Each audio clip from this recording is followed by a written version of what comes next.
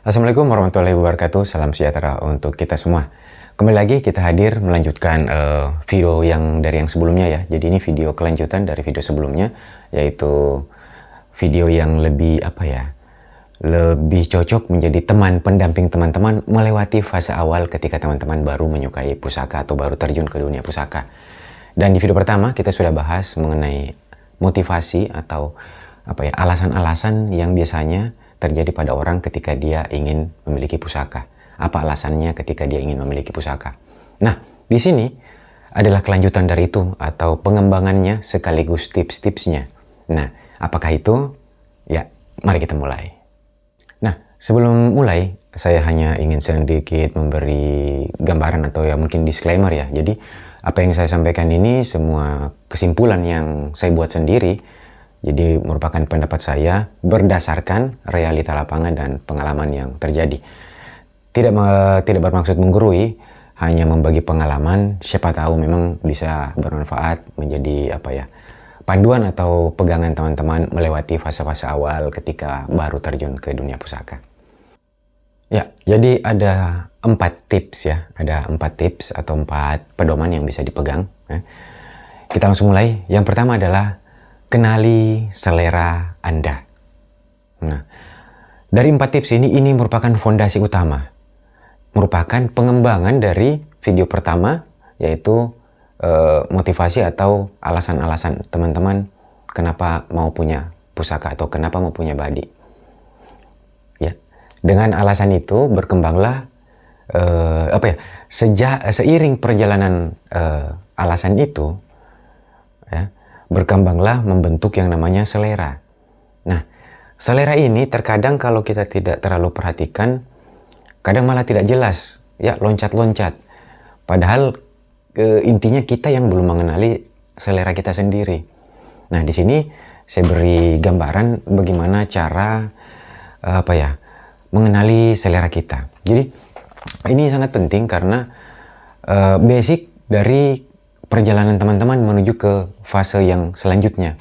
Nah, jadi mengenali selera ini sebetulnya rujukannya banyak ya, karena selera orang itu ada yang kaku, ada juga yang kompleks, tapi artinya saling berkaitan, saling bertumpuk kayak begitu.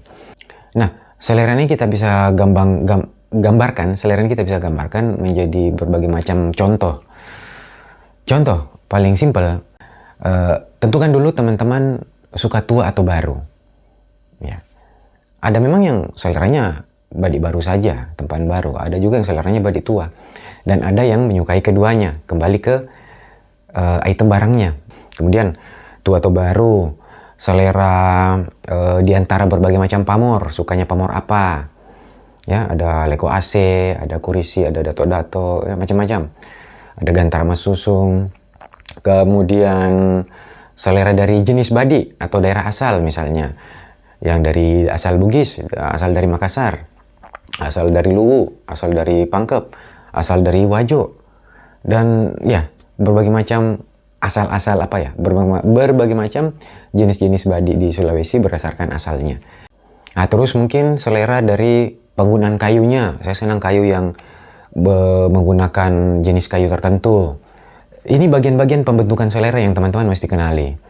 Selera karakter tertentu mungkin, artinya hal-hal yang unik. Jadi tidak mematok harus badi apa, tapi ketika ada yang unik disitulah kena dengan selera teman-teman. Ada juga yang seperti itu. Jadi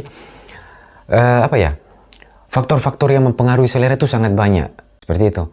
Karena sedikit gambaran bahwa bagi teman-teman yang mungkin tidak memiliki warisan dari orang tuanya berupa pusaka atau badi, tentu cara mendapatkannya dengan cara memaharkan atau memesan untuk dibuatkan secara pribadi. 2 jalan itu. Nah, ketika memesan tentu harus mengikuti selera teman-teman. Ketika membeli tentu harus mengikuti selera teman-teman juga. Nah, untuk mendapatkan kedua ini, nah itu tadi pentingnya teman-teman mengetahui dulu selera. Jadi bisa merumuskan dengan pasti seperti apa atau badi seperti apa yang teman-teman inginkan atau cari, baik yang dibuatkan, baik memahari atau ya memahari lah ya, seperti itu. Oh ya, selera ini bisa berkembang ya, bukan berubah.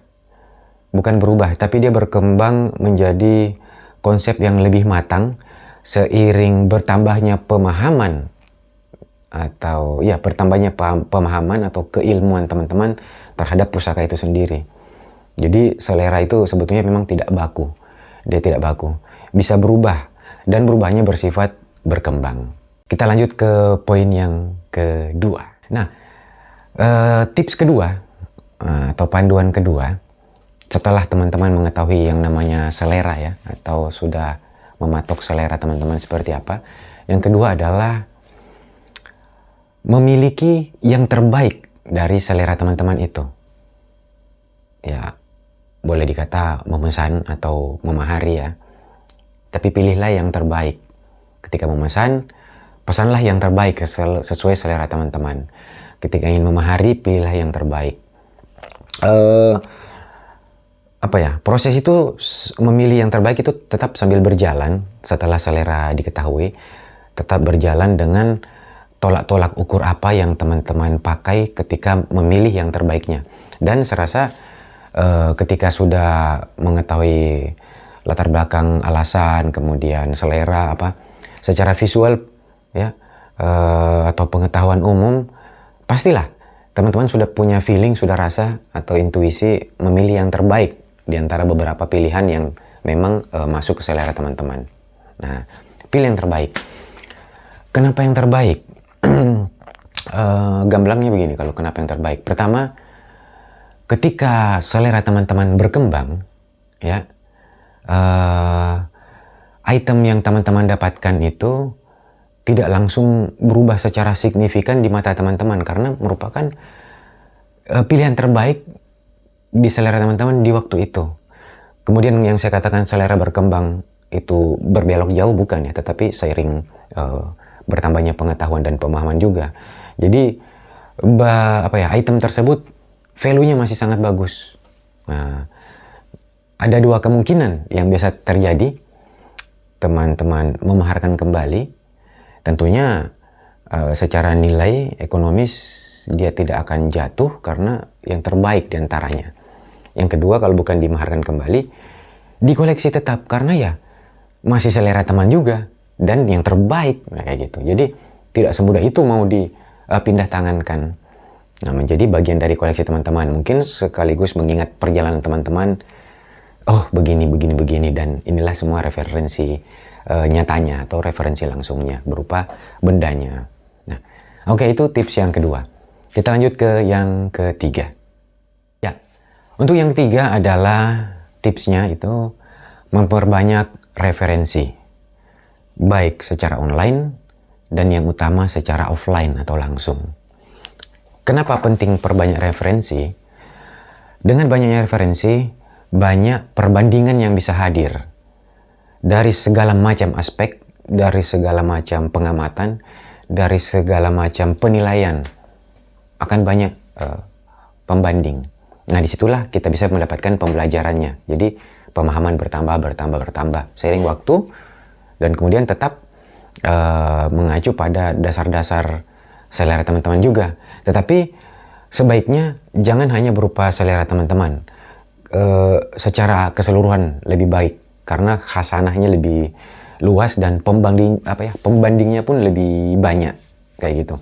Jadi tetap ada terbuka wacana-wacana baru dengan penggambaran-penggambaran baru dalam pemikiran teman-teman. Oke, mengenai referensinya, bisa dilakukan, ya tadi saya bilang dua ya, offline dan online-nya. Online ini dalam artian di media sosial, tentunya sekarang sudah sangat berkembang, di YouTube, di IG, TikTok, Facebook, ya berbagai macam karya-karya tempaan baru, berbagai macam pusaka-pusaka tua juga yang diposting yang mungkin bersifat membagi pengetahuan ataupun yang bersifat komersil, itu bisa dijadikan rujukan untuk pengamatan juga. Intinya bahasa lugasnya untuk kasih kenyang mata dulu ya. Jadi perbanyaklah referensi karena mudah, simple, tinggal buka medsos ya. Agar mata kenyang ya. Jadi kenyang mata dulu. Nah, itu. Dan kalau bisa disimpan filenya. Kenapa? Dia akan berguna suatu saat sebagai pembanding lagi.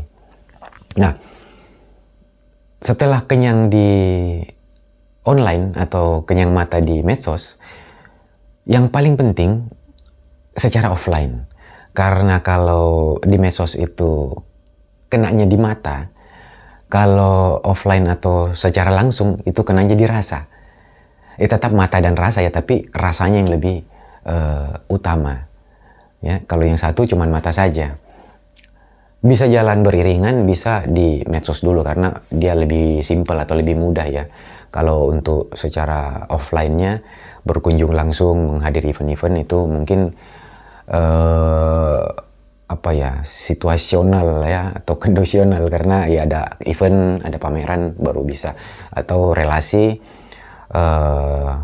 teman-teman pengoleksi, pemerhati pusaka atau kolektor yang bisa berkunjung dan melihat pusakanya langsung. Ya, kembali saya jelaskan lagi mengenai apa tadi ya, perbanyak referensi yang offline-nya.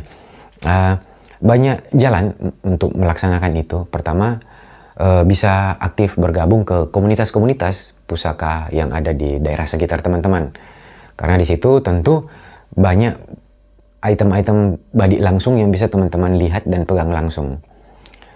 Karena begini, melihat dengan mata, dengan memegang langsung, membuka langsung, mengamati langsung, jauh berbeda.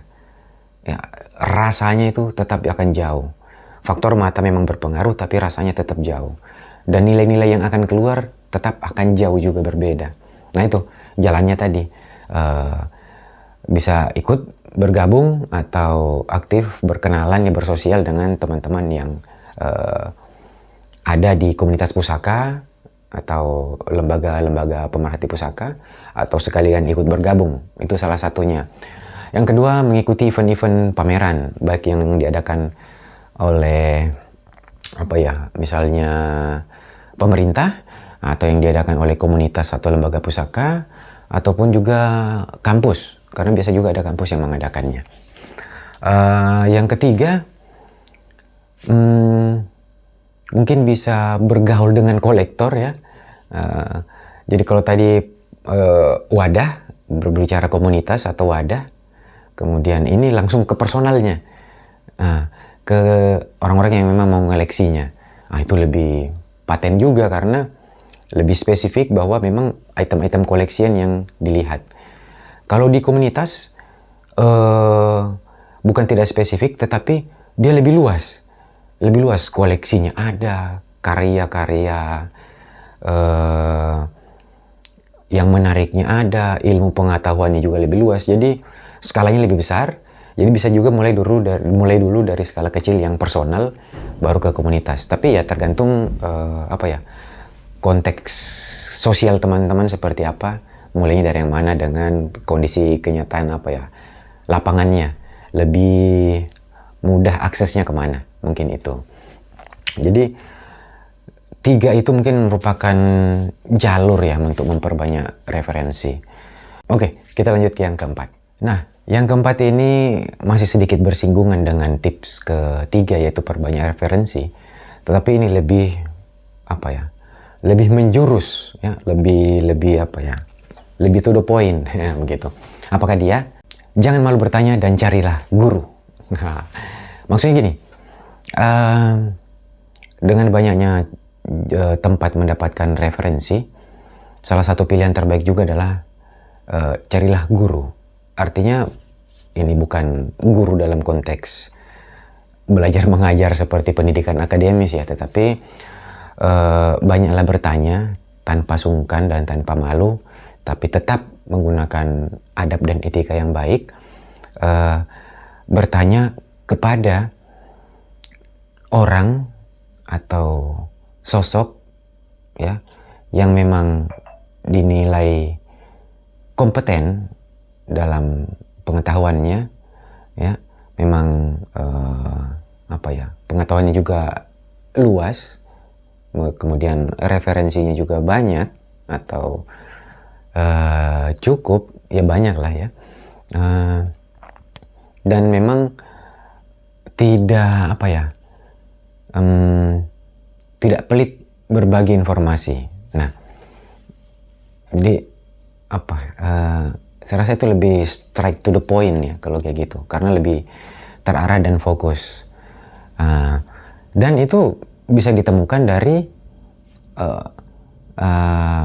anggota-anggota atau member-member dari komunitas pusaka atau lembaga pusaka. Kemudian bisa ditemukan dari kolektor-kolektor juga, pemerhati-pemerhati pusaka. Bisa juga ditemukan dari teman-teman yang aktif berbagi edukasi di media sosial. Jadi banyak jalur untuk menemukannya, dan tentunya tidak usah malu, tidak usah merasa rendah diri. Ya, tanyakanlah apa yang ingin ditanyakan, jangan malu bertanya. Dan apa ya, tentunya saran dari saya juga, tidak kaku dalam berbagai hal terhadap perbedaan pendapat. Itu yang utama, karena ketika kita terlalu berpegang pada perbedaan pendapat, kita akan kaku, tidak melihat sisi lain, atau perbandingan informasi lain. Dengan adanya keluasan kita menerima perbedaan pendapat, otomatis kita menerima pendapat orang lain, belajar menganalisanya dan kritis. Itu kan membuat kita lebih kritis, lebih bersifat edukatif, dan mungkin lebih lebih ilmiah mungkin kata tepatnya ya. Lebih berpikir seperti itu. Apalagi ya, kayaknya sudah cukup deh ya, terlalu panjang mungkin durasinya.